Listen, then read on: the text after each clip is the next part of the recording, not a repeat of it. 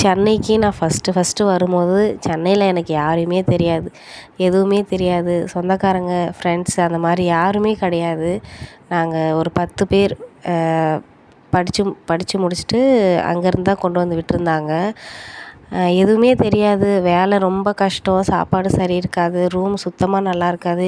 இதெல்லாம் ஒரு காரணமாக சொல்லிவிட்டு கூட வந்த ஒரு 7, 8 பேர் வீட்டுக்கு போயிட்டாங்க. மீதி இருந்த ஒரு 2, 3 பேருக்கு வேறு வழி இல்லை, இங்கே தான் இருந்தாகணும். வீட்டுக்கு போனால் இதை விட கஷ்டம். அந்த கஷ்டத்துக்கு இங்கேயே இருந்துக்கலாம். ஓரளவுக்கு சேலரியாவது வரும் அப்படின்ற ஒரு தைரியத்தில் இருந்துட்டோம். இருந்தும் அதுவே பழகிக்கலாம் அப்படின்ட்டு கொஞ்சம் கொஞ்சம் பழகுறதுக்கு ரொம்ப கஷ்டமாக இருந்துச்சு. எங்கே பஸ் ஏறணும், எந்த பஸ் ஏறணும், எங்கே இறங்கணும், எப்படி போகணும் எதுவுமே தெரியாது.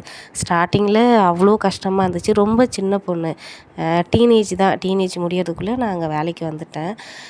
அந்த ஸ்டேஜில் எதுவுமே தெரியாது. அதுக்கப்புறம் போக போக தான் ஒன்று ஒன்றா தெரிஞ்சுக்கிட்டேன். இப்போ எவ்வளவோ ஓகேவாக இருக்கிறேன் சென்னையில்.